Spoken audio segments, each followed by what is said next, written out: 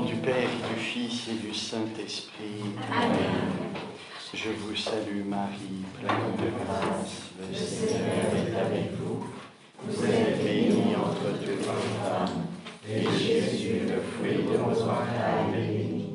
Sainte Marie, Mère de Dieu, priez pour nous pauvres pécheurs, maintenant et à l'heure de notre mort. Amen. Notre-Dame de la sagesse et de la paix. Priez pour nous. Notre Père Saint Jean. Priez pour nous. Saint Thomas, nom d'Aquin. Parce que c'est Saint Thomas. Voilà. Alors, nous continuons notre étude du mystère du Verbe incarné et nous sommes arrivés à la question 2.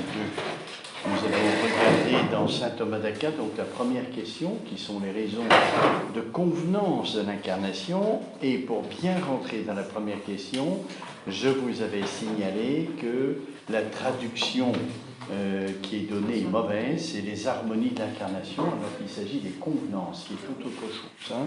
Les harmonies, c'est l'adaptation de l'un avec l'autre, vous voyez, l'adaptation du monde humain avec Dieu. Est-ce que c'est pas contraire à la foi, hein, l'incarnation?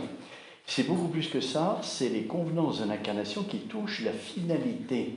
C'est-à-dire, étant donné ce que Dieu est, l'incarnation entre-t-il dans la finalité de l'homme? Oui, sûrement, puisqu'il s'agit du salut, mais de Dieu. Vous savez bien que Dieu est à lui-même sa propre fin et s'incarner. Voilà, ça fait que tout d'un coup, Dieu a une vie, on pourrait croire, nouvelle. La vie de Jésus. Hein. La vie de Jésus, ce n'est pas la vie de Dieu. Et pourtant, donc, est-ce que la finalité de la vie de Dieu est respectée malgré l'incarnation? Donc ça, c'est toute la question. C'est la question de la finalité. Et saint Thomas dit oui, bien sûr, parce que Dieu est amour. Et l'amour réclame de se diffuser, hein, de se donner, mais de se donner d'une manière particulière, c'est-à-dire il rend bon ceux à qui il se donne. Le bonum diffusivum sui, c'est l'expression de saint Thomas. Hein. Le bien est diffusif de soi, c'est-à-dire le bien se communique. Comment le bien se communique? En rendant bon ceux à qui il se communique. Eh bien, ça, c'est propre de l'amour.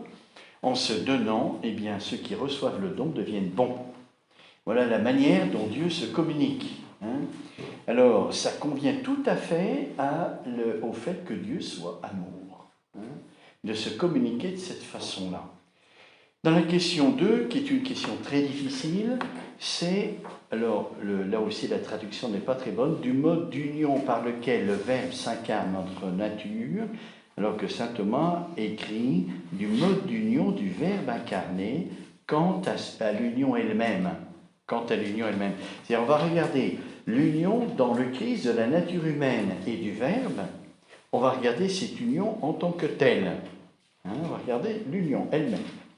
Donc, vous voyez, on passe des convenances de l'incarnation, pourquoi il y a eu ce mystère, pourquoi Dieu a voulu s'incarner, au mystère lui-même de l'incarnation. Donc, on pourrait croire que la première question, qui regarde pourquoi Dieu a choisi de nous sauver de cette façon-là, hein, dans le mystère de l'incarnation, a une question très différente. Hein. Regardez l'union dans le Christ. Et on pourrait dire, mais le traité de l'incarnation, il commence là. Il commence dans l'étude de l'union du Verbe et de la nature humaine.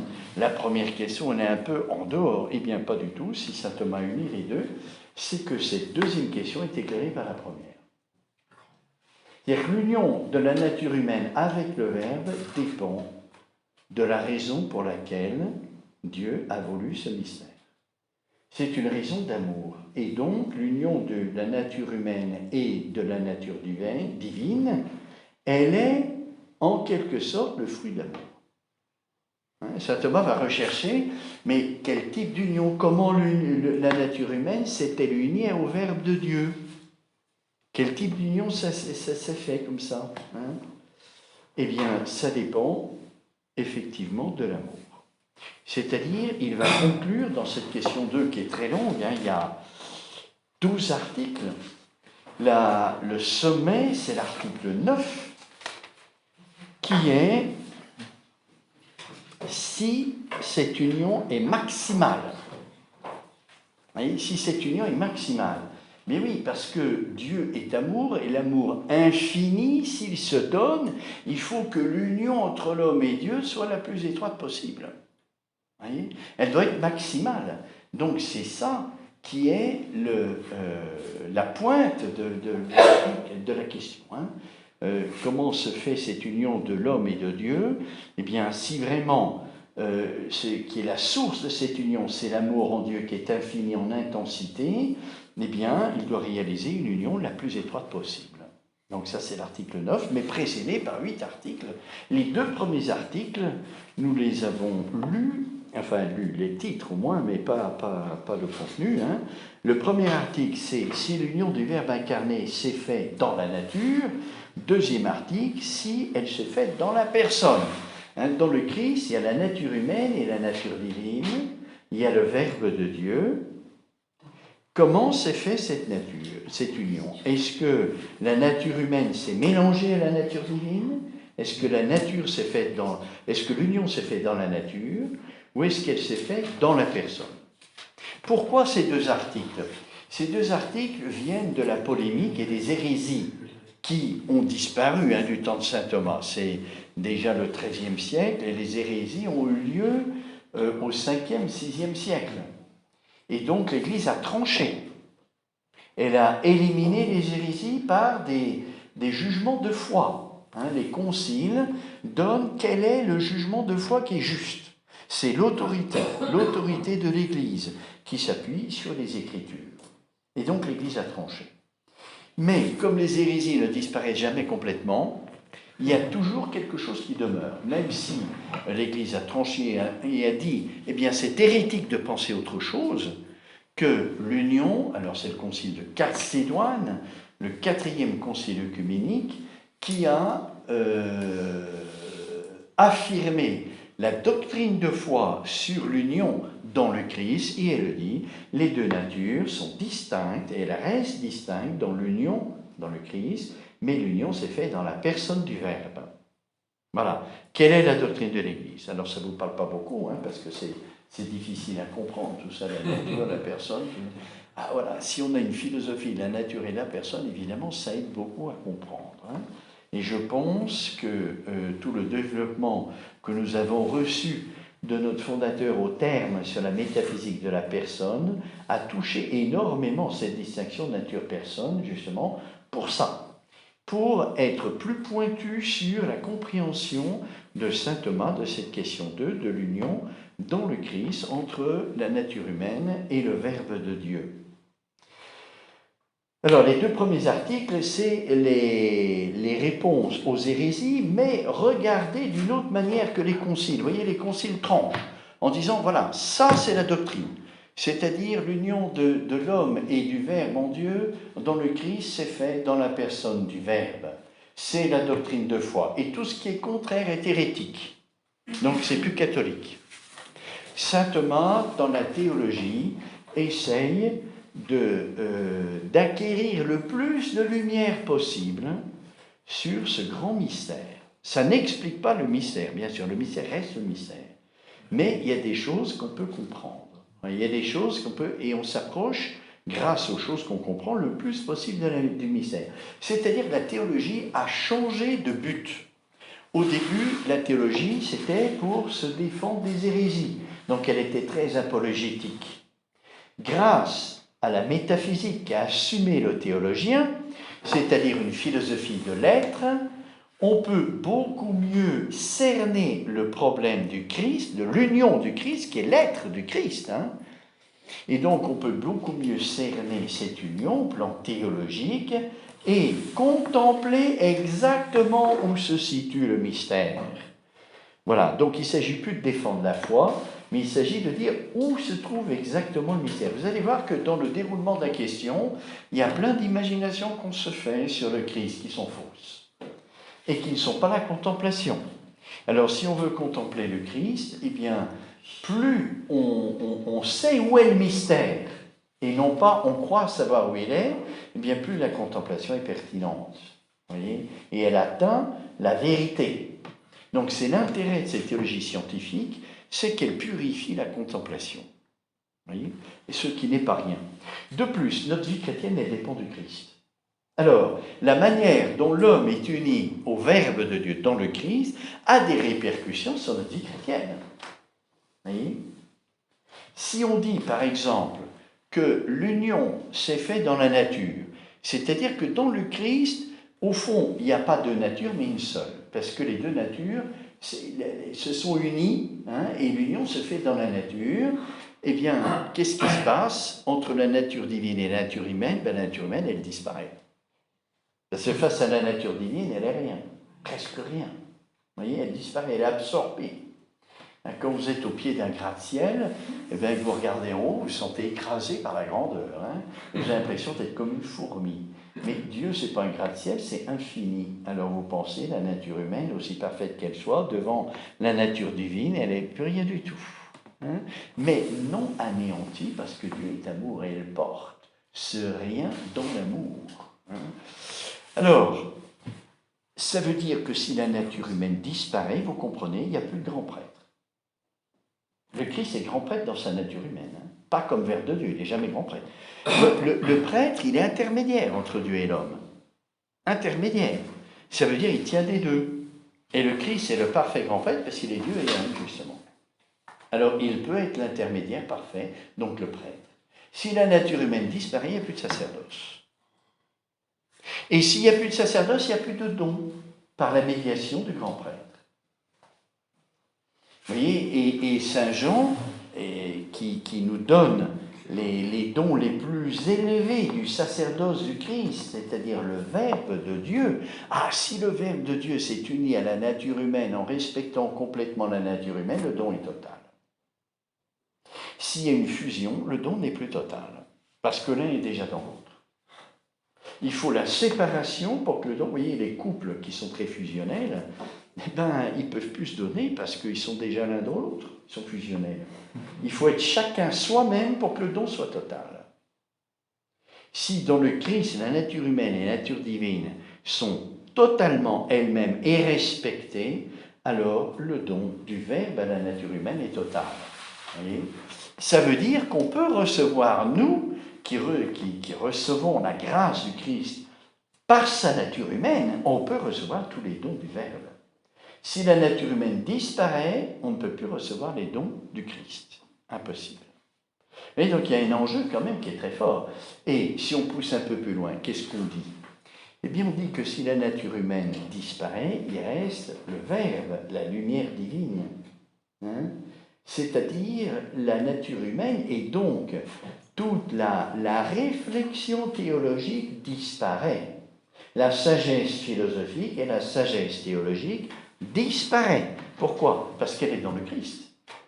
La sagesse philosophique et la sagesse théologique sont dans le Christ à leur perfection. Et nous, on reçoit la grâce du Christ. Vous voyez? Alors, s'il n'y a plus de nature humaine, eh bien, il n'y a plus de sagesse théologique, plus de sagesse philosophique. Il n'y a plus rien, et on tombe dans le fidéisme. C'est-à-dire, il n'y a que la foi. Il n'y a que le Verbe. La parole de Dieu, il n'y a que la foi. Il n'y a pas de coopération avec la nature humaine. Donc, les répercussions par rapport à notre vie chrétienne sont énormes. Vous voyez, on ne s'en rend pas compte parce que nous, on vit tellement dans le concret et l'Église nous aide à vivre dans ce concret, par son enseignement, etc. Par exemple, le Christ, il nous sauve comment? Il nous sauve par les actes de sa vie apostolique. S'il n'y a plus de nature humaine, comment se fait le salut? Il n'y a plus de sacrements. Les sacrements sont le prolongement des actes humains du Christ, qui subsistent dans le Verbe, c'est entendu. Ce n'est pas des actes purement humains, c'est des actes humano-divines. Si la nature humaine disparaît, il n'y a plus de sacrement. Donc les conséquences sont énormes. Alors, le premier article, c'est l'union du Verbe incarné se fait dans la nature. Alors, ces deux articles, je vous disais, ce sont la polémique autour du Christ. Il y a eu des hérésies pendant tous les 7 premiers siècles de la vie de l'Église. La première hérésie a touché la Trinité. C'est-à-dire, tout le monde était d'accord pour dire que Dieu est Dieu et le Père est Dieu, mais le Verbe est-il Dieu? Pas sûr. Jésus dit « Le Père est plus grand que moi ». Et il y a une hérésie pour dire que le Verbe n'était pas Dieu, le Christ n'était pas Dieu. Et le Verbe n'était pas Dieu, il était inférieur. Même pas le Christ, le Verbe n'était pas Dieu. C'est l'hérésie d'Arius, qui a été combattue au concile de Nicée en 325. Si je me rappelle bien, c'est les dates, je crois que c'est 325. Oui, c'est ça, concile de Nicée 325, qui a défini la consubstantialité du Verbe avec le Père. Premier concile œcuménique. Puis après, on a eu la même chose avec le Saint-Esprit. Certains ont dit, mais le Saint-Esprit n'est pas Dieu. Il est inférieur à Dieu, parce qu'il est envoyé par Dieu. Alors, deuxième concile œcuménique, concile de Constantinople, 381. Si la première hérésie était contre Arius, la deuxième hérésie, là on n'a pas de nom particulier, mais la consubstantialité de l'Esprit Saint avec le Père et avec le Verbe. Constantinople, deuxième concile œcuménique. Et puis après, une fois qu'on a bien défini la doctrine de la très sainte Trinité, il y a eu les hérésies qui sont commencées à arriver sur le Christ. Je vous rappelle que dans la première hérésie, celle d'Arius, qui disait que le Verbe n'était inférieur au Père, 75% des évêques français étaient ariens, hérétiques. Donc l'Église a connu des moments bien plus sombres qu'aujourd'hui. Aujourd'hui, c'est de la galipette, tout le monde se la pente, mais par rapport au premier temps de l'Église, c'était bien pire. 75% des évêques étaient hérétiques. Aujourd'hui, c'est de la blague. Bon, c'est quand même pas comparable. Parce qu'au début, ils n'avaient pas de patrimoine, très peu. Aujourd'hui, on a un beau patrimoine. Et donc, les erreurs, aujourd'hui, même minimes, sont beaucoup plus graves à cause du patrimoine qu'on a, la conscience qu'on a, la connaissance qu'on a. Donc, c'est beaucoup plus grave. Objectivement, c'est beaucoup moins grave, mais subjectivement, c'est beaucoup plus grave. Bon. Ceci dit, alors, après, les hérésies contre le Christ sont arrivées, et la première hérésie, qui a été combattue au concile d'Éphèse, que vous connaissez bien, en 451, je crois, que je regarde les dates, 431, contre Nestorius. Nestorius qui prétendait que dans le Christ, il y avait deux personnes. La personne du Verbe, et comme le Christ est vraiment homme, il ne peut être qu'une personne humaine. Donc il y a deux personnes dans le Christ, le Verbe et l'homme. Du coup, Marie n'est plus mère de Dieu, mais mère du Christ, en tant qu'homme. C'est pour ça qu'on retient du concile d'Éphèse la théotokos, l'expression mère de Dieu, théotokos, mère de Dieu. Alors que Nestorius disait qu'elle est anthropotokos, c'est-à-dire mère de l'homme, ou christotokos, mais pas plus. Voilà. Alors, c'est le concile d'Éphèse qui dit que Marie est mère de Dieu parce qu'il n'y a qu'une seule personne, il n'y a pas deux personnes. La maternité, elle s'achève à quoi? Une maman, elle engendre quoi? Une personne humaine. Même si c'est Dieu qui est créateur de l'âme, ce qui naît est une personne humaine, donc elle engendre une personne humaine. Avec l'aide de Dieu, ce que dit Ève, j'ai engendré un homme de par Yahvé. Donc la maternité, elle s'achève à une personne. Et donc si vraiment Marie est mère, eh bien elle est mère de quoi? De quelle personne? Alors Nestorius prétend qu'il y a deux personnes, elle ne peut pas être mère de Dieu, c'est pas possible, Dieu ne peut pas avoir une mère, donc elle ne peut être que mère de l'homme. Hérésie combattue donc à Éphèse. 451, et qui a eu à chaque fois son contradicteur, et c'était saint Cyril d'Alexandrie, si je ne me trompe, le contradicteur de Nestorius. Et puis, de nouveau, une autre hérésie. Il faut savoir qu'à cette époque, il y avait deux grandes écoles en Orient, l'école d'Antioche et l'école d'Alexandrie. L'école d'Antioche voulait magnifier le Christ, donc le Verbe de Dieu, et donc reconnaît qu'une seule nature, c'est l'extrémité dans laquelle est arrivée l'autre hérésie, qui est contraire à la première. À la première disait il y a deux personnes dans le Christ, donc les deux natures sont pleinement respectées, mais il y a deux personnes. Et l'autre hérésie contraire, il n'y a qu'une seule personne, mais une seule nature. dans le Christ. Hein? Je vais vous mettre au tableau pour vous. Voyez bien. Hein? Donc, concile de Chalcédoine. 4e concile œcuménique. En 400, si je ne m'abuse, 81, mais il faut que je vérifie sur mes notes, parce que je ne sais pas par cœur. Chalcédoine, c'est quelle époque? Alors, Chalcédoine, c'est 451, oui, 451, pardon. Voilà. L'hérésie contre l'hérésie de Tichès, qui était un moine, et donc il y avait une aspiration contemplative, dire le Christ c'est tout.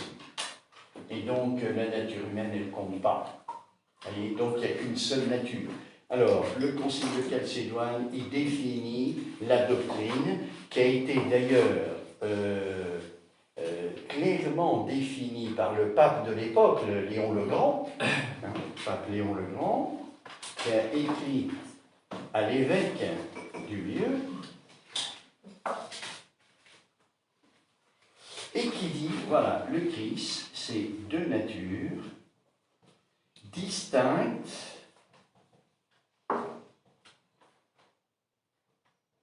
en une personne, en une seule personne, qui est le Verbe de Dieu.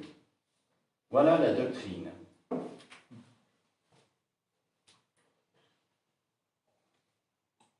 Donc la nature humaine et la nature divine se sont unies dans la personne du Verbe. On va voir petit à petit ce que ça veut dire. Hein, parce que ça, c'est la doctrine de foi. Vous voyez, et les deux hérésies contraires, c'est de dire que dans le Christ, il y a deux personnes et une seule nature, deux personnes et deux natures, pardon.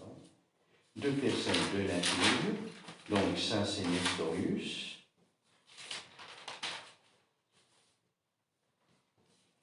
Concile de Nicée. Marie, Mère de Dieu.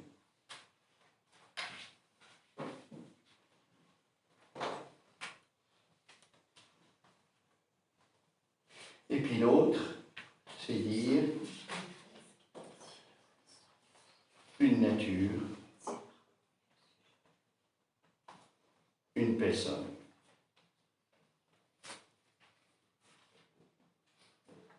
La personne du Verbe. Oui, où sont les hérésies? Eh bien, l'hérésie ici, c'est dire qu'il y a deux personnes, et ici, l'hérésie, c'est dire qu'il y a une seule nature.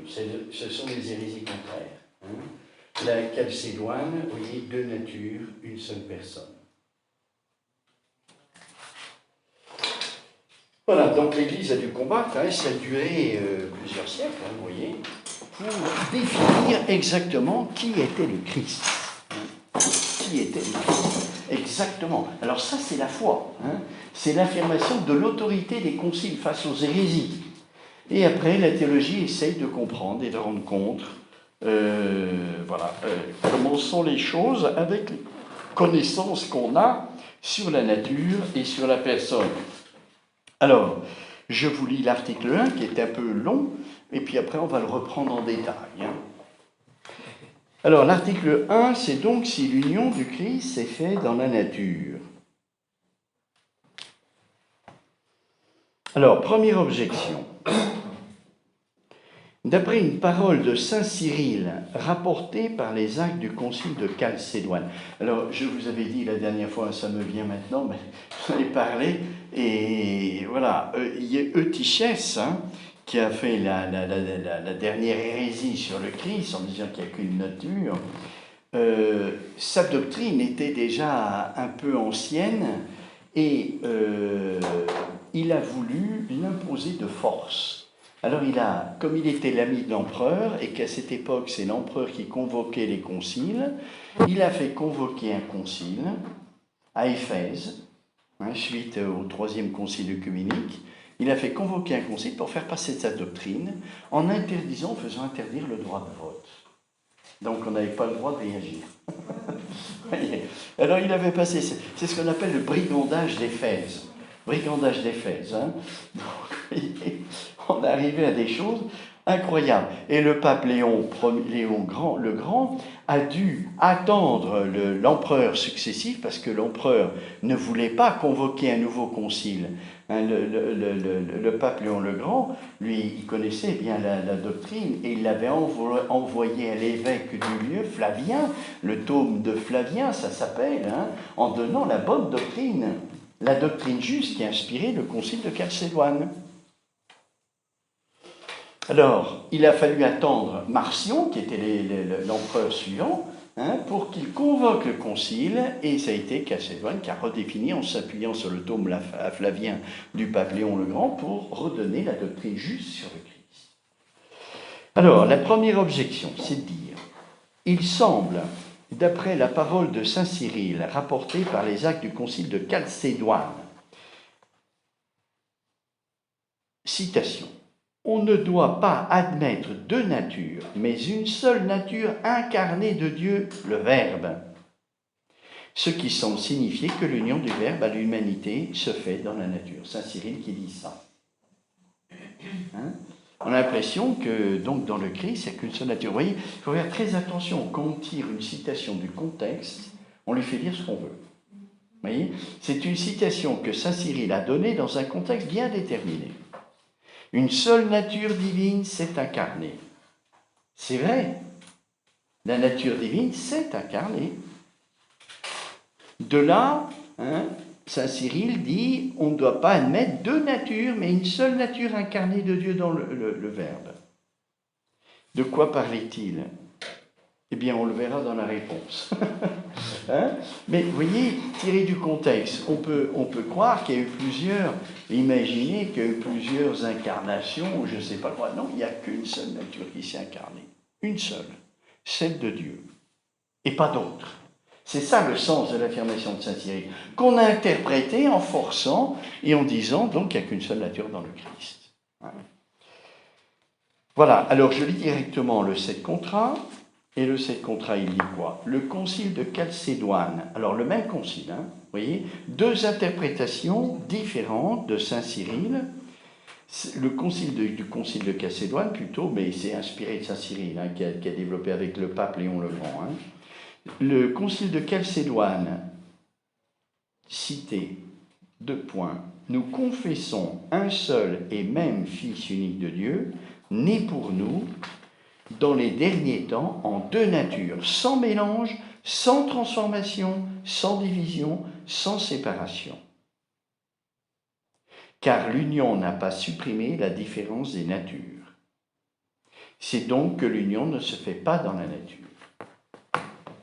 Donc là, cette contraste, c'est l'argument d'autorité. On cite le concile de Chalcédoine et l'interprétation, du moins la citation du concile de Chalcédoine qui n'offre pas d'autre interprétation, possibilité d'interpréter d'une autre manière. Oui. Est-ce que vous pouvez répéter les sans mélange, tous les détails que ça implique?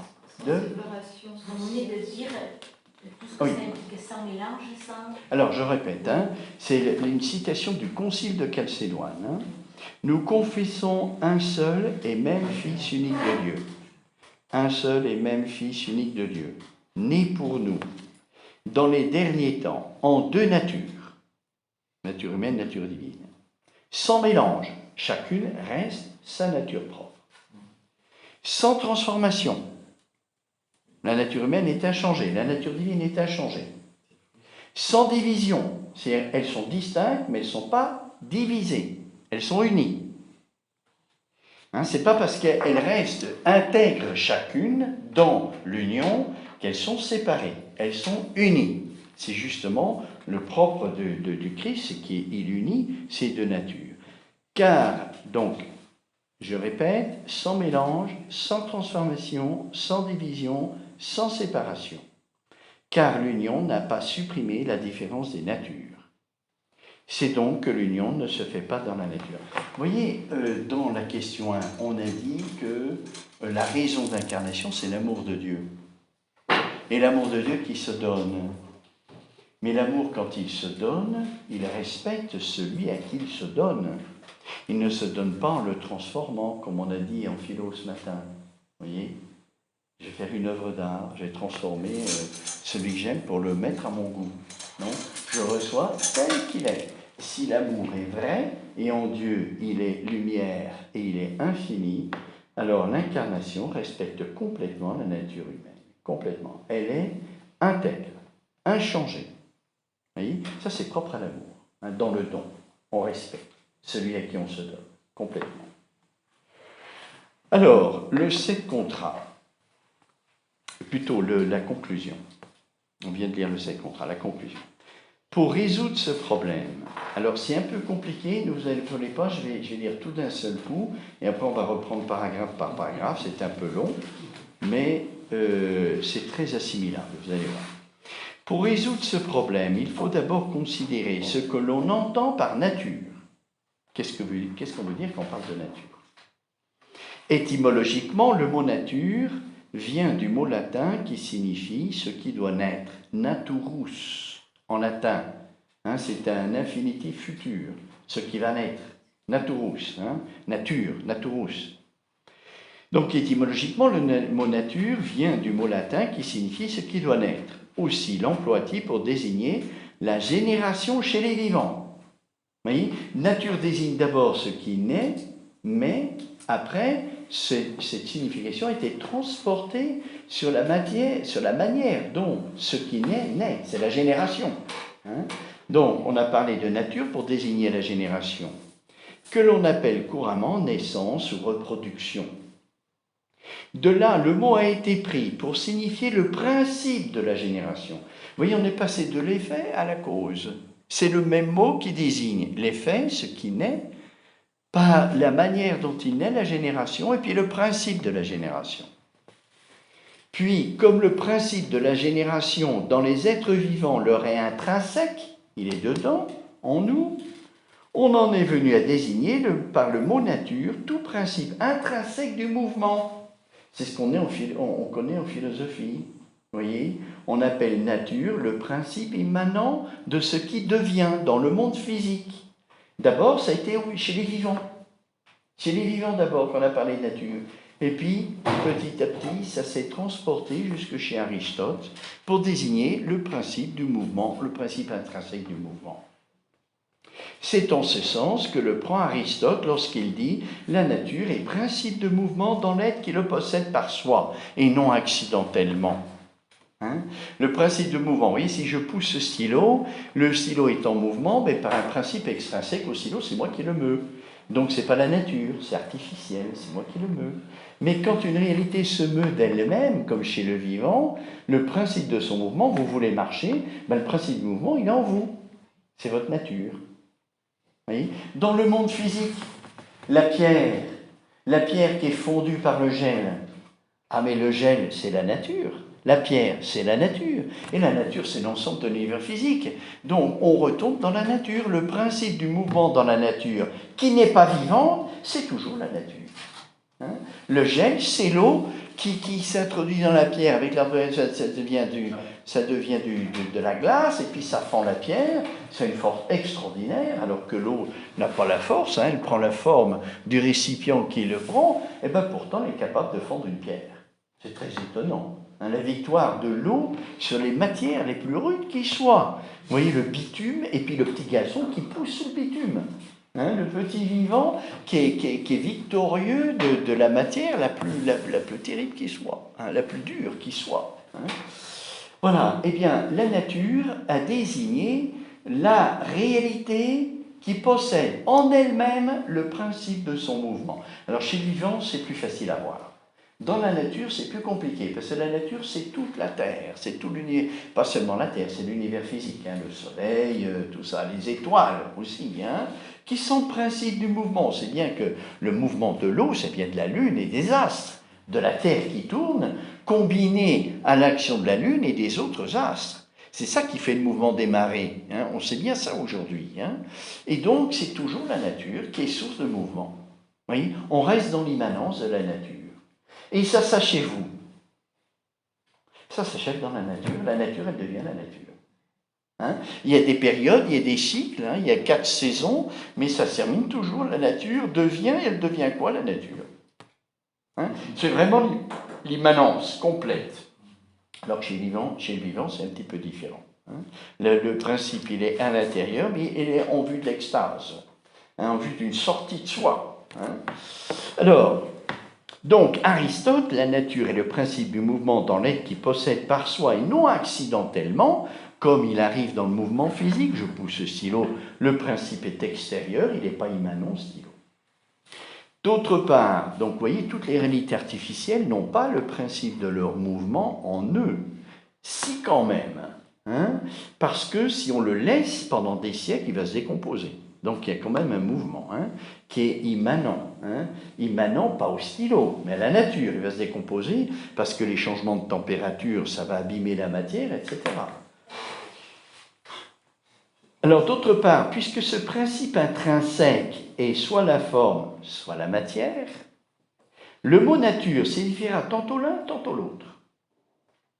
Vous voyez, toutes les réalités sont composées d'une matière et puis d'une forme. Alors les réalités artistiques, c'est plus facile à voir. La matière, c'est le bois, la forme, c'est la forme géométrique de la table. Vous voyez, tous les deux font partie de la nature.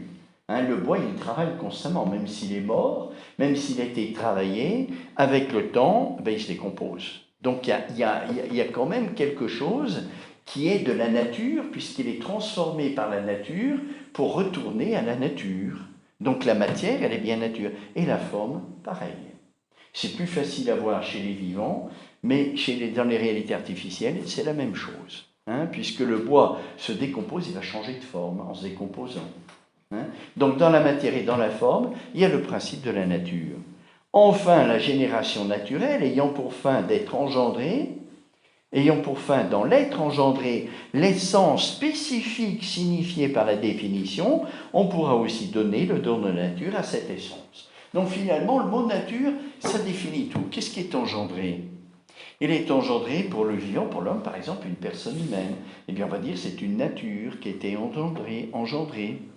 Vous voyez, parce que le principe de mouvement est immanent à l'engendrant, et tout est nature, vous voyez. Il engendre un autre semblable à lui-même, qui a aussi le principe du mouvement en lui-même, comme celui qu'il a engendré de la même manière.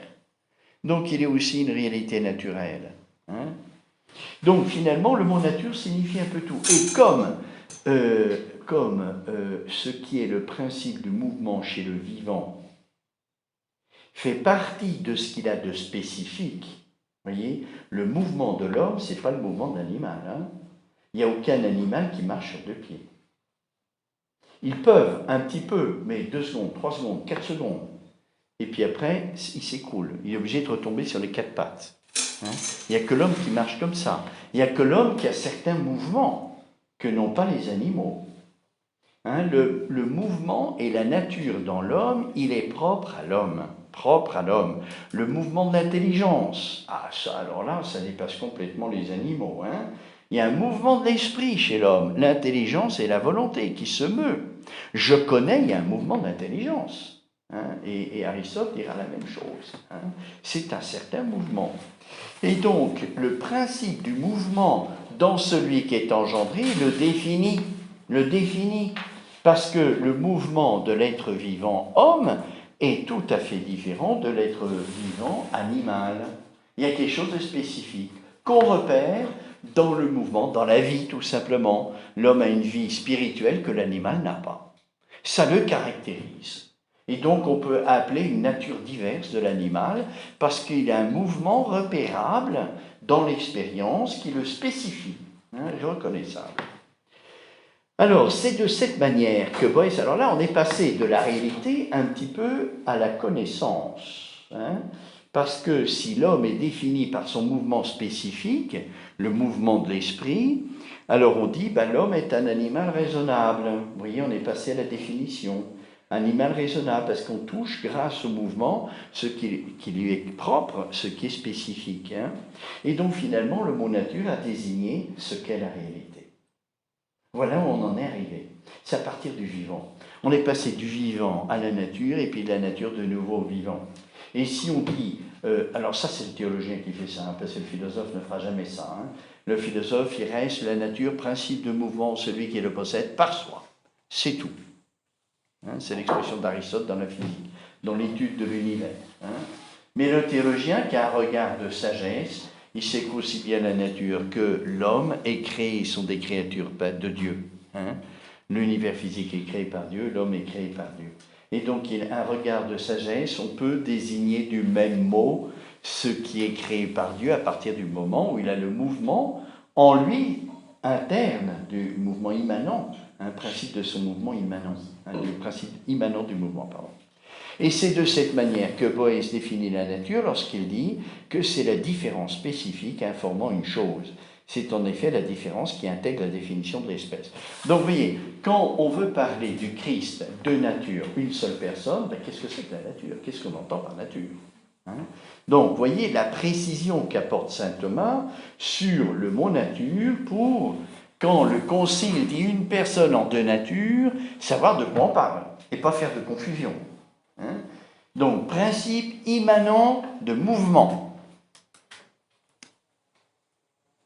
Alors, dans le Christ, il y a un principe immanent de mouvement qui est l'âme du Christ. Il est vrai Dieu et vrai homme. S'il est vrai homme, il a une âme qui est principe de vie, principe de mouvement de la vie de l'homme.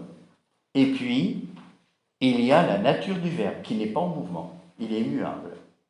Mais comme la nature désigne aussi le qu'est-ce que c'est, alors on parle de la nature de Dieu, abusivement. Hein. Le philosophe dirait que c'est un abus, ça, un abus de langage. Hein. Mais le théologien, il peut se permettre des choses qui après risquent de faire des confusions. Hein. Parce que on parle de la nature de Dieu, mais il n'y a pas de mouvement en Dieu. Hein. Il n'y a pas de mouvement. Il est immuable parce qu'il est l'être. Et l'être ne devient pas. Hein. Alors, pour l'instant, nous prenons le mot nature au sens où il signifie l'essence d'une chose, ce qui la définit, sa quidité. Quod quid erat, et c'est le toti en einai en grec. Hein. J'ai entendu parler de ça en philosophie. Hein. La quidité, ce qu'est la réalité, voilà ce que désigne la nature pour le théologien. Pour le philosophe, c'est une hérésie, hein, parce que le qu'est-ce que c'est, on ne peut pas le confondre avec le point de vue du devenir. Hein, c'est pas possible. En cette acception, il est impossible que l'union du Verbe incarné se fasse dans la nature. Ah, ben oui, parce que de deux choses l'une. Soit l'union se fait dans la nature du Verbe, mais comme elle est immuable, comment voulez-vous qu'il y ait une union dans la nature du Verbe? C'est pas possible. Si on dit que l'union se fait dans la nature du Verbe, ça veut dire que le Verbe de Dieu a acquis quelque chose. Il ne peut pas. Il est parfait. Il n'a rien à acquérir. Il ne peut pas acquérir les choses. Il a tout.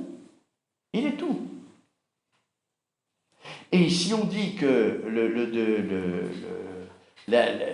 l'union des deux natures se fait dans la nature humaine, alors ça veut dire que la nature humaine, elle devient Dieu. Et du coup, la nature humaine n'existe plus en tant que telle. Bon, alors, en réalité, alors maintenant, saint Thomas, dans la deuxième partie, après avoir bien défini ce que c'est que la nature, il va regarder toutes les manières possibles dont une union peut se faire dans la nature, selon les expériences qu'on a. Donc c'est un article qui va nous montrer que l'union dans le Christ entre la nature divine et la nature humaine n'est pas possible. N'est pas possible si on dit que l'union se fait dans la nature. C'est pas possible. Elle se fait dans la personne du Verbe. Alors une réalité peut être faite de deux autres ou de plusieurs en trois manières. Il y a trois possibilités de composer des natures entre elles, des natures diverses entre elles. Trois possibilités. La première, lorsqu'elle est faite de deux choses parfaites qui demeurent en leur intégrité. Vous voyez, on associe deux natures différentes, mais dans le tout, elles restent elles-mêmes. Par exemple, c'est ce qui arrive dans les réalités qui ont pour forme la composition accidentelle, l'ordre, la figure. Un certain nombre de pierres, exemple, un certain nombre de pierres réunies sans ordre forment par leur seule juxtaposition un tas. Chaque pierre garde sa nature intègre et diverse des autres, mais le tout forme comme une autre nature. C'est un tas, c'est plus une pierre. C'est plus une juxtaposition de pierres, c'est un tas de pierres. Vous voyez, c'est comme une nature diverse. Alors c'est un abus de langage, encore une fois. Hein. Mais si la nature désigne ce que c'est, un tas de pierres, c'est pas une pierre. C'est un ensemble de pierres qui est mis dans le désordre. Voilà une première manière dont on peut concevoir une composition entre des objets différents pour faire un tout. Un tout qui soit différent de ses parties. Des pierres et des poutres disposées en un ordre donné. Alors là, il y a un ordre. Et selon une figure précise, constitue une maison. Est-ce que l'union de la nature humaine dans le Christ, la nature humaine, c'est comme une maison? C'est-à-dire, on a assemblé des pierres et du bois qui sont de nature différente, puis ça forme un tout qui est autre chose que la pierre et le bois. C'est une maison. Est-ce que le Christ, c'est l'association d'une nature humaine, d'une nature divine qui sont diverses, chacun restant tout entière elle-même dans le tout qu'est le Christ? Est-ce que c'est l'image de la maison? Ah, que dit le Christ? Il dit aux pharisiens, détruisez ce temple et en 3 jours, je le rebâtirai. Ah, il se compare à une maison, le temple. Donc on pourrait croire qu'au fond, l'union dans le Christ de la nature humaine et de la nature divine, c'est comme une maison. Des éléments différents de nature divine qui ont été agencés de telle manière qu'ils forment un tout qui est autre chose que les parties qu'ils composent. Est-ce que c'est ça le Christ? Mais non. Dans le prologue de Saint Jean, le Verbe était Dieu. Ce n'est pas une nature diverse. La maison, ce n'est pas le bois et ce n'est pas la pierre. C'est autre chose. Alors quand le Christ dit détruisez ce temple et en 3 jours je le relèverai, où il se compare à une maison dans laquelle habite Dieu, est-ce que c'est ça? Est-ce que le Christ c'est une nature humaine dans laquelle Dieu a fait sa demeure? Un peu mieux que nous, évidemment. Nous, le Christ, habitons-nous par la grâce, mais dans le Christ, ça serait carrément le Verbe qui habiterait. Vous voyez, c'est une conception imaginative du Christ qui est fausse. Quand on contemple le Christ, et puis qu'on pense qu'il est comme une maison, comme un temple, eh bien c'est faux. Mais si Jésus a pris cette parabole, cet exemple, ce n'est pas faux, c'est pour expliquer un aspect, qui n'est pas l'union en lui de l'homme et de Dieu. C'est pour expliquer autre chose, c'est sa mort et sa résurrection. Ah, tiens, la mort. Ah, si le Christ est mort sur la croix, ça veut dire qu'il y a une vraie nature humaine. Autrement, il n'y a pas de mort. Bon, alors, ça veut dire que la nature humaine, elle reste intacte. Et Dieu est immuable. Donc, c'est à la lumière de la croix qu'on contemple l'incarnation. C'est dans la croix qu'on contemple l'incarnation. Si on veut répondre, vous voyez, à cette question si difficile de l'union dans le Christ entre l'homme et Dieu, bien, il faut regarder que le Christ est vraiment mort. Et la mort, séparation de corps et de l'âme. Donc il est vraiment homme, vraiment Dieu, et donc les deux natures, elles sont intègres en lui. Et forment non pas un tout, mais c'est le Verbe de Dieu. C'est pour ça qu'on peut dire que Dieu est mort. La mort est pénétrée en Dieu. Mais Dieu ne peut pas mourir, c'est pas possible. C'est un abus de langage de dire que Dieu est mort, mais c'est pas faux. C'est pas faux parce que l'union dans le Christ entre l'homme et Dieu est si étroite que tout ce qui appartient au Christ, on peut l'attribuer à Dieu. Oui, d'une certaine manière. C'est une attribution un peu particulière, mais qui est acceptée dans l'Église. On peut dire qu'il l'a assumé. Oui, c'est ce que va dire saint Thomas dans l'article 9. Il va dire que finalement, la seule chose qu'on peut dire de l'union de l'homme et de Dieu, c'est une assomption. Et l'assomption, c'est l'amour. Vous voyez, c'est l'attraction, une attraction prodigieuse qui est substantielle en Dieu, parce que l'amour est substantiel. Et il s'unit la nature humaine dans l'amour. Dans l'amour, on attire. Vous voyez, on attire une personne. On a vu ce matin en philo, le bien est cause finale. Quel effet il produit? En moi, un désir, un amour. Vous voyez? Eh bien, en Dieu, l'amour est infini. Et donc, il peut attirer cette nature humaine, mais oui, c'est pas que la nature humaine a existé, puis il l'attire, c'est pas comme ça. Tout se fait en un instant. À peine la Vierge Marie a été enceinte, le Christ est déjà présent tout entier en elle. Et ce Christ, cette nature humaine, elle est attirée si fortement par le Verbe que ça produit une union la plus étroite qui soit. Il n'y a pas d'union plus étroite que celle de l'amour. Voyez ? Et donc, tous les exemples qu'on peut... mais ça, j'anticipe un peu sur l'article 9, on verra ça. Pour le moment, on regarde toutes les expériences d'union qu'on connaît, l'union dans l'aspect artistique, Vous voyez, les pierres, les tas de cailloux, hein, un tas, et puis la maison, eh ben, le Christ, ça ne peut pas être ça. C'est impossible. Parce que le résultat de cette union, c'est pas quelque chose d'autre. La maison, c'est pas le bois, c'est pas la pierre, c'est l'agencement savant de l'architecte entre les deux. Mais c'est ni l'un ni l'autre, c'est autre chose. La nature, elle est différente, si la nature désigne ce que c'est. Hein. Alors, un certain nombre de pierres réunies sans ordre forment par leur seule juxtaposition un tas. Des pierres et des poutres disposées en un ordre donné selon une figure précise constituent une maison. C'est de cette manière que certains ont prétendu que se trouvait réalisée l'union du Verbe incarné à l'humanité, soit confusément et sans ordre, soit proportionnellement avec l'ordre, c'est-à-dire soit un tas de pierres, soit la maison. Hein. Et c'est tentant, parce qu'il y a une parole de Dieu qui le dit quand même, hein. C'est Jésus lui-même qui se compare au temps. Hein. Donc c'est tentant, vous voyez, quand on a une interprétation complètement univoque, eh bien, on se trompe dans l'interprétation de l'Écriture. Hein. Il faut avoir une interprétation analogique. C'est-à-dire, quand Jésus prend la comparaison d'être un temps, ça porte sur un point. Tout le reste, c'est divers. Hein. Comme on a vu ce matin en philosophie, hein, l'analogie du bien, vous vous rappelez. Hein. Il y a un point sur lequel ça porte, c'est que c'est cause finale. Voilà, hein, ça attire. Ça finalise l'activité humaine. Voilà. Une telle opinion est inadmissible. Alors voilà saint Thomas qui va réfuter ces deux exemples de composition pour faire un tout entre le tas de pierre et puis la maison. La composition, en effet, l'ordre et la figure sont des formes accidentelles et non substantielles. Le tas de pierre, hein, c'est accidentel, mais vous auriez pu mettre les pierres autrement, ça aurait fait toujours un tas de pierre. Hein. C'est accidentel.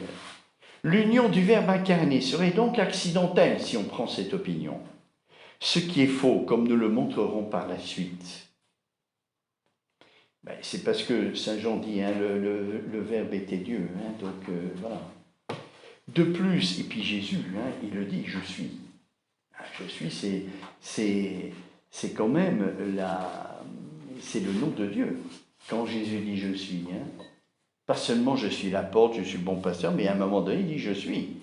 C'est le nom de Dieu, donc il dit qu'il est Dieu. Hein. Là, il n'y a pas de doute. De plus, l'unité qui résulterait de là ne serait pas simple, mais relative. Il y aurait en fait plusieurs réalités. Mais il n'y aurait pas un tout unique. Enfin, la forme des objets ainsi obtenus n'est pas naturelle, mais plutôt artificielle, la maison. Comme il arrive pour la maison, l'on n'aboutirait donc pas à une nature dans le Christ, comme le veulent les partisans de cette opinion. Ce ne serait pas une nature, ça serait une composition, un agrégat de deux natures, mais qui ne formerait pas une nature unique. Elle resterait un tout composé de plusieurs natures. Une réalité, et artificielle en plus, hein, accidentelle, une réalité peut encore être faite de deux autres parfaites en elles-mêmes, mais transformées par l'union, comme il arrive lorsque plusieurs corps simples composent un mixte. Vous faites de la purée, vous mélangez la pomme de terre et du lait, le résultat, c'est ni la pomme de terre ni le lait, c'est la purée, c'est autre chose.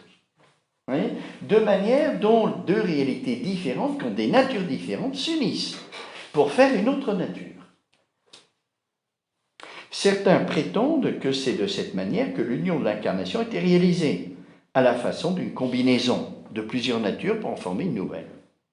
Théorie insoutenable, car la nature divine est parfaitement immuable, incorruptible.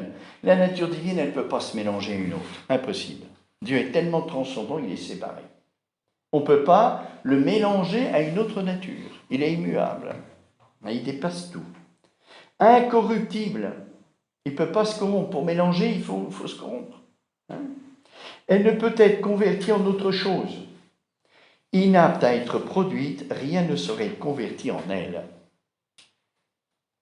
En outre, le mix n'est pas de même espèce que ses composants. La chair diffère spécifiquement de chacun des éléments qui la composent. Le Christ ne serait donc pas de même nature divine que son Père, ni de même nature humaine que sa mère. Vous voyez, on ne pourrait pas dire... Avant, il y a eu le concile de Nicée, hein, qui dit que Marie est mère de Dieu. Vous voyez ? La nature humaine est intègre et complète, la chair spécifiquement. Donc le Christ ne serait donc pas de même nature divine que son Père s'il y avait un mélange dans la nature. C'est-à-dire si la nature divine et la nature humaine se mélangeaient au point de former une nouvelle nature unique, eh ben c'est impossible parce que la nature divine, elle ne peut pas être changée, elle ne peut ni être absorbée par une autre nature, ni absorber une autre nature. C'est pas possible, elle est immuable. Parce qu'elle est parfaite. Vous voyez, elle ne peut pas changer. Elle n'est pas dans le devenir, c'est l'être. Je suis celui qui est. Il n'y a pas de devenir en Dieu. Le Christ ne serait donc pas de même nature divine que son Père, ni de même nature humaine que sa mère. Enfin, on ne peut constituer un mixte avec des éléments trop disparates. L'un est absorbé par l'autre, comme la goutte d'eau dans le vin. Si vous mettez deux éléments, vous les mélangez, vous réussissez à les mélanger, à les mixer, mais si ces éléments sont trop divers, alors il y en a un qui disparaît. Ce qui est le cas entre la nature divine et la nature humaine. La nature humaine, devant la nature divine, elle est rien.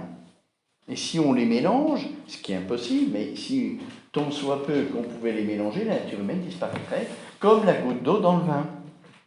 La goutte d'eau qui est absorbée par le vin, eh bien, c'est du vin, c'est pas l'eau n'est plus présente, elle est transformée en vin. Donc, ça ne serait pas possible de concevoir l'union entre la nature humaine et la nature divine de cette façon-là. Vous voyez, le tout resterait la nature divine, mais la nature humaine disparaît. Et puisque la nature divine dépasse à l'infini la nature humaine, il n'y aura pas de mixte, mais absorption de la nature humaine par la nature divine. Donc, vous voyez, toutes les manières dont on peut concevoir l'union de deux natures différentes pour en faire une nouvelle, soit qu'elles soient diverses, soit qu'elles soient l'un des deux, c'est impossible. Et du coup, dans la messe, quand le prêtre dit comme l'eau se mêle au vin, pour le sacrement, puissions-nous être unis à la divinité de celui qui a pris notre humanité, c'est une comparaison.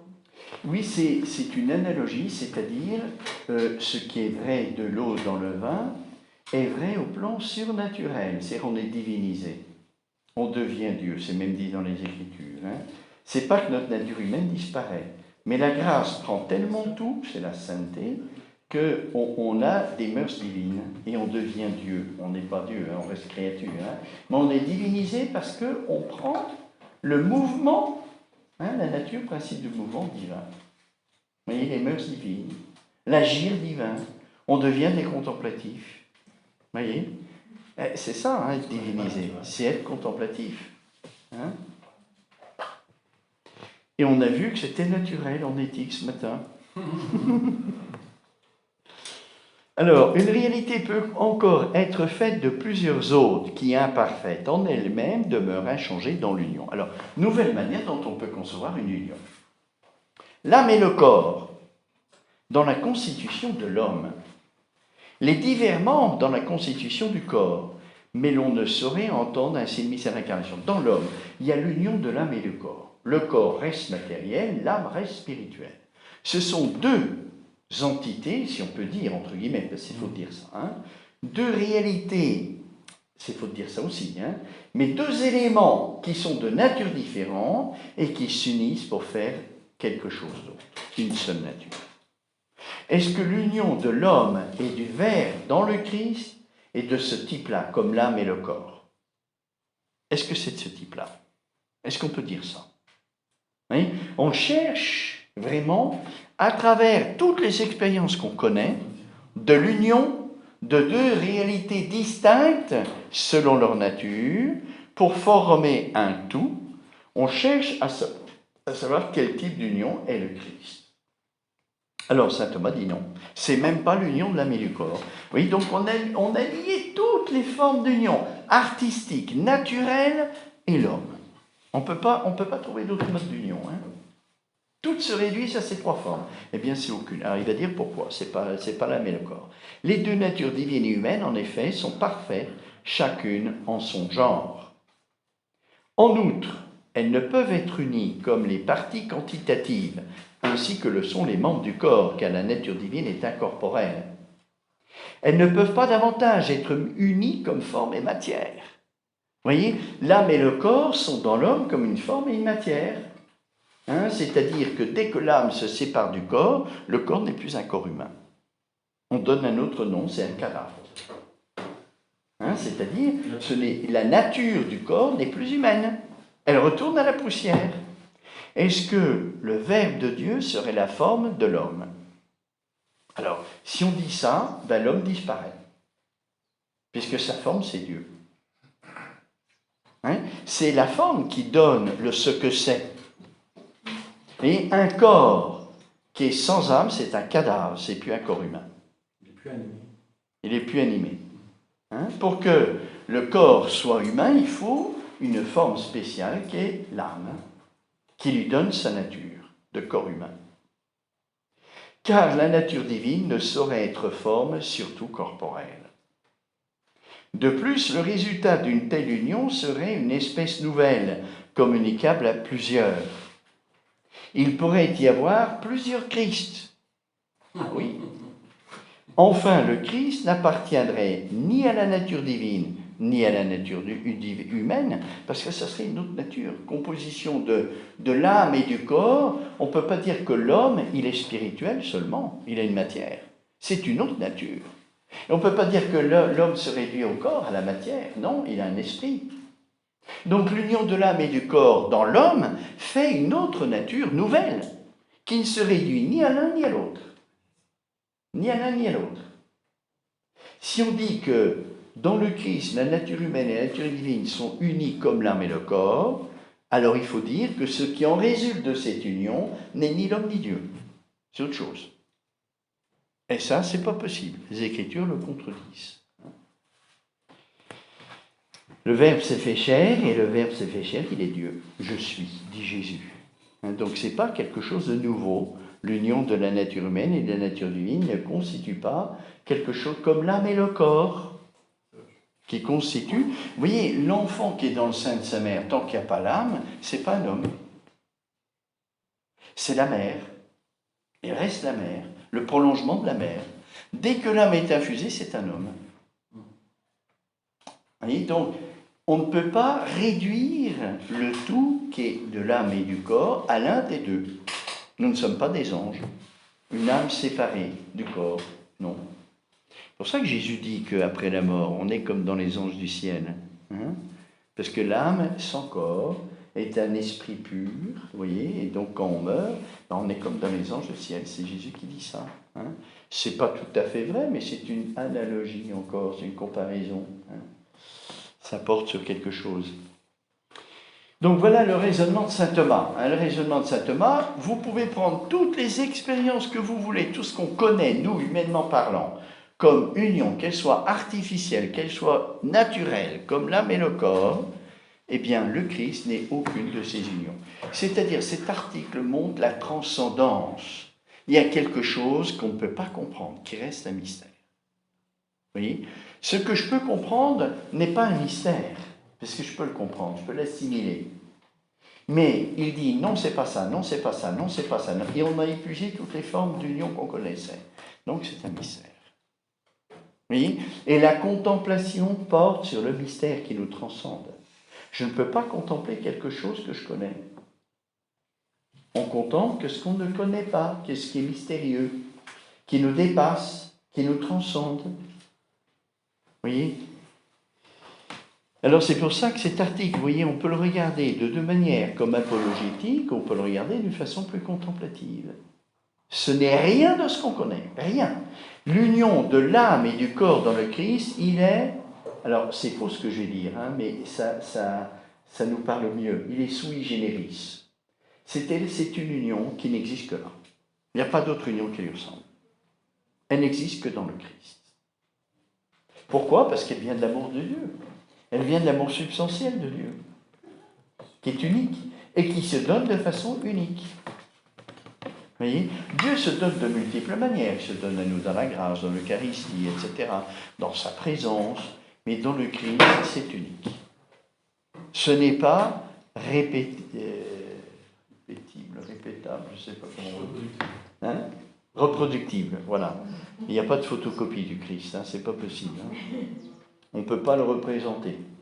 Alors, réponse à la première objection qui interprétait le concile de Chalcédoine selon la parole de saint Cyril, et qui disait qu'il n'y a qu'une seule nature incarnée du Verbe, donc comme s'il n'y avait qu'une seule nature dans le Christ.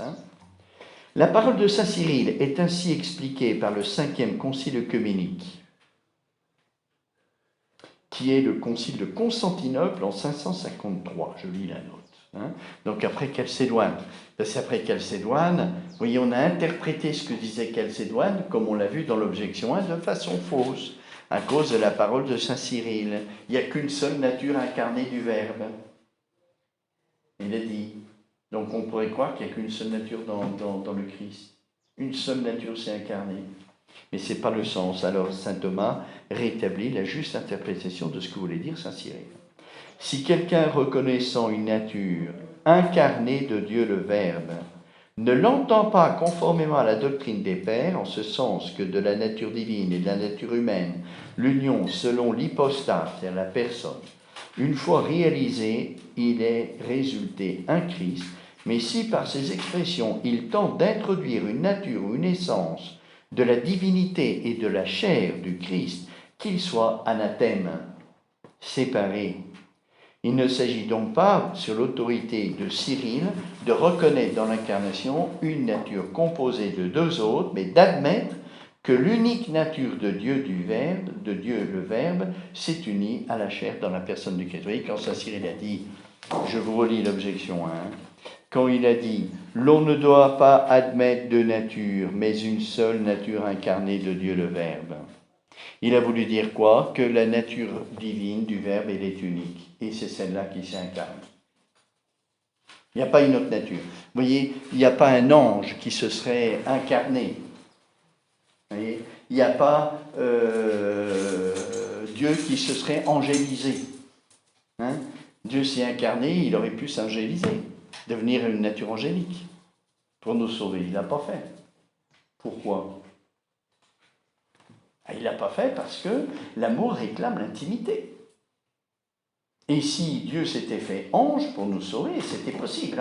Il y a des anges qui ont pris l'apparence de la nature humaine, on le voit dans Tobie. Il n'a pas voulu. Il a voulu s'abaisser beaucoup plus en devenant homme. S'il était devenu ange, il serait moins abaissé qu'en devenant homme. Il s'est abaissé, il n'a pas regardé l'abaissement. Il n'a pas regardé l'abaissement à cause de son amour. Pour être uni à l'homme de façon plus étroite. Autrement, il y a eu l'intermédiaire de l'ange. Qui fait que l'union de l'homme et de Dieu n'aurait pas été aussi étroite. Donc Dieu n'a pas hésité de s'abaisser jusque-là, jusqu'à devenir un embryon. On peut pousser plus loin. Il n'est pas seulement devenu homme, mais un embryon. C'est-à-dire la nature humaine dans son état d'imperfection la plus totale. Il s'abaissait jusque-là. Et qu'est-ce qui explique ça? C'est l'amour. C'est l'amour pour expliquer ça. C'est beau de contempler ça, de voir que le Christ aurait pu nous sauver, comme il a fait pour Tobie, en prenant l'apparence d'un ange. Et cet ange a pris l'apparence de l'homme, et puis on aurait vu du feu, comme Tobie, il n'a pas vu que c'était un homme, il n'a pas vu que c'était un ange, mais il a cru que c'était un homme, il a vu du feu. Et Dieu aurait pu faire ça. Dieu est tout-puissant, pouvait faire ça. Il a choisi autre chose. Parce que c'est conforme à l'amour. De se donner totalement, sans intermédiaire. Voilà, eh bien on s'arrête, parce que c'est déjà 4h15. La prochaine fois, on reprendra un peu le corps de l'article pour donner quelques petites précisions en plus, mais surtout les objections 2 et 3, et on avancera. L'article 2 qui est le plus difficile de toute la question. Alors, armez-vous, courage, lisez-le à l'avance, et puis préparez bien. Et puis, on essaiera de simplifier au maximum, sans vulgariser. C'est quoi le titre de l'article 2? Alors, c'est l'union, c'est fait dans la personne. Je vais vous dire le titre, l'intitulé de saint Thomas. Donc, question 2, article 2. Question 2, article 2. Utrum sit facta in persona, l'union, si elle était faite dans la personne. Si l'union s'est faite dans la personne. On a invoqué ma face. Hein? C'est la première Tertia. Ah oui, le Christ, c'est la tertia. Pour étudier le Christ, il faut savoir qui est Dieu, prima part. Puis après, qui est l'homme, seconda part, parce que l'homme est l'image de Dieu. Et au début de la seconda part, saint Thomas dit, ayant parlé de Dieu, maintenant, on va parler de son image, qui est l'homme. Et toute la seconda part, elle est faite dans la lumière de l'image de Dieu, c'est à la contemplation. Hein, on est ressemblant à Dieu par la contemplation. Donc la première question de la seconda part, c'est la béatitude, c'est la contemplation de Dieu. Vous voyez? C'est comme ça que Dieu regarde l'homme. Et que le théologien le regarde aussi. Théologien, théologie, scientifique. C'est beau. Hein? Oui, il le regarde à travers ce qu'il a de meilleur, c'est-à-dire sa capacité de béatitude. C'est le regard de Dieu sur l'homme. Il l'a créé pour ça. Mais Dieu regarde toujours la finalité, parce qu'il est la fin à lui-même. Vous voyez, tout ce qu'il crée, il le crée pour lui. Or, l'aboutissement de la création, c'est la vision béatifique. Oui, donc Dieu nous regarde comme ça, à travers notre capacité d'être bienheureux. Il regarde au cœur. Hein? Il regarde au cœur. Oui.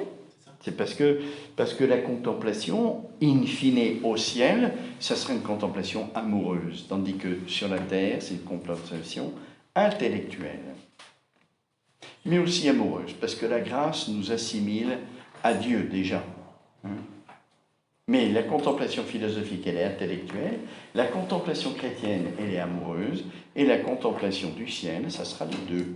Mais là, l'intelligence reprend ses droits. Elle redevient première dans la béatitude. Saint Thomas analyse ça. Pourquoi? Il dit quoi? Parce que la béatitude, l'intensité de la béatitude dépend de l'union qui résulte. Plus l'union est intense et intime, plus il y a de béatitude. Or, l'union que produit l'intelligence avec ce qu'il connaît est plus intime, parce que c'est une assimilation, que celle du cœur, où on reste toujours un peu extérieur. Et donc, dans le ciel, la béatitude, elle est intellectuelle. D'abord, elle s'achève dans le cœur. Et c'est ça proprement qu'on appelle béatitude. Mais c'est d'abord un acte d'intelligence. Parce que l'union entre Dieu et nous est plus intime dans l'intelligence que dans le cœur, au ciel. Parce que l'intelligence assimile. Et l'assimile, c'est être l'autre. Vous voyez, j'assimile l'eau, elle n'est plus en moi, c'est moi. C'est devenu moi. La viande, quand je la mange, elle est devenue moi. C'est plus de la viande. Je l'ai assimilée. Il y a une union substantielle qui se réalise. La question que je me pose, c'est au ciel, y a-t-il encore de l'intelligence? Bien sûr.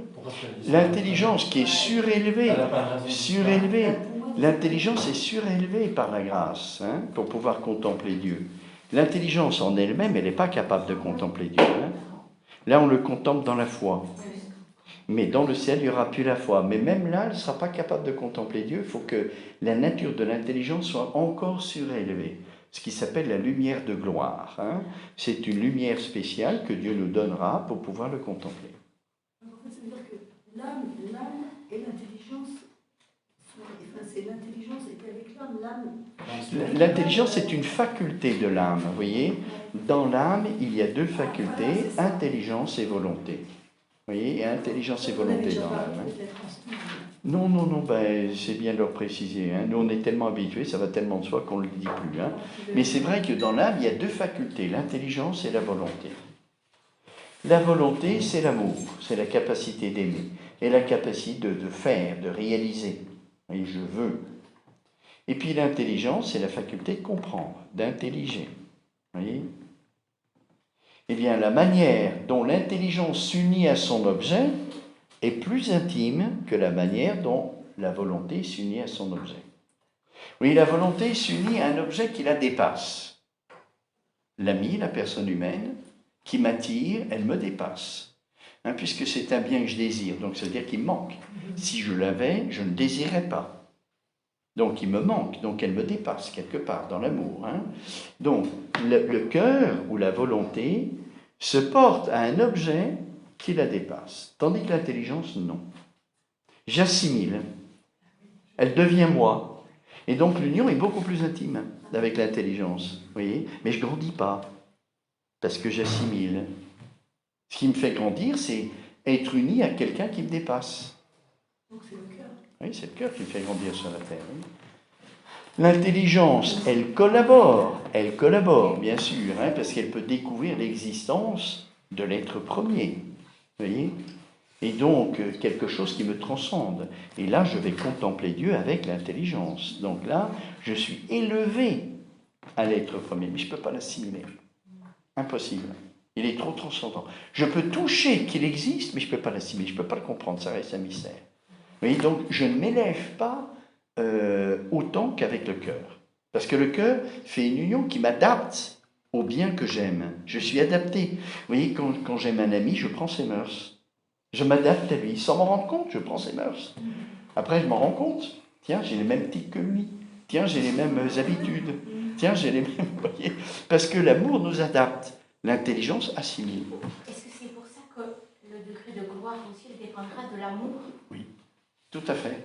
Le degré de gloire, cette lumière de gloire, elle nous élève, elle nous adapte un peu au mystère de Dieu pour pouvoir le contempler, mais notre union à Dieu sera en fonction de notre capacité d'aimer.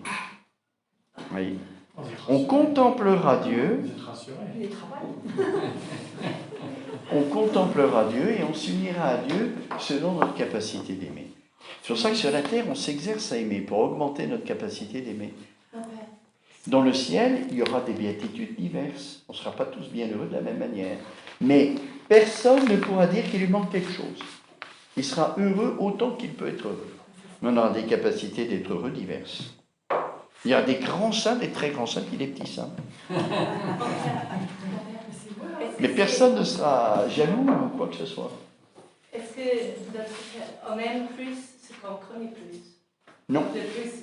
Non, L'amour ne dépend pas de la connaissance. Mais si on connaît plus, On peut désirer plus. Alors, la connaissance joue dans l'amour parce que je peux découvrir de biens nouveaux dans la personne que j'aime, de nouveaux biens. Alors, je l'aime plus. Mais l'amour ne dépend pas de la connaissance. Vous voyez, c'est la bonté qui suscite l'amour. Ce n'est pas la connaissance que j'ai du bien.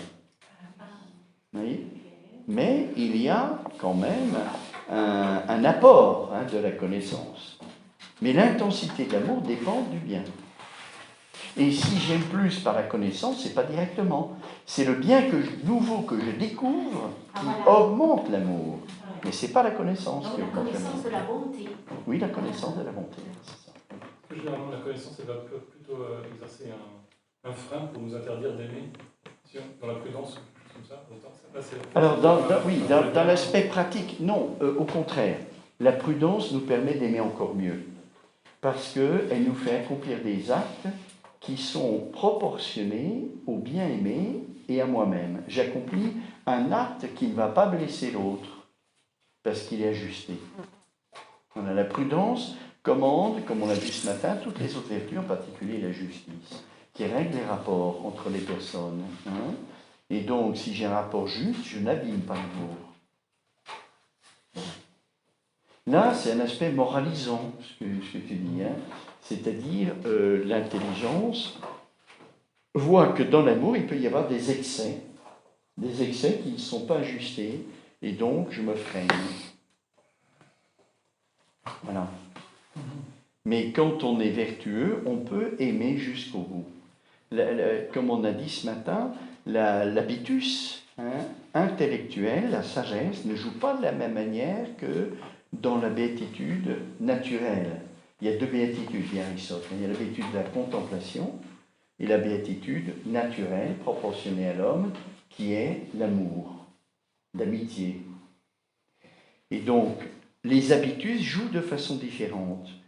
Pour la contemplation de Dieu, c'est l'acte même de sagesse qui me rend bien heureux, parce que je suis uni à Dieu par là.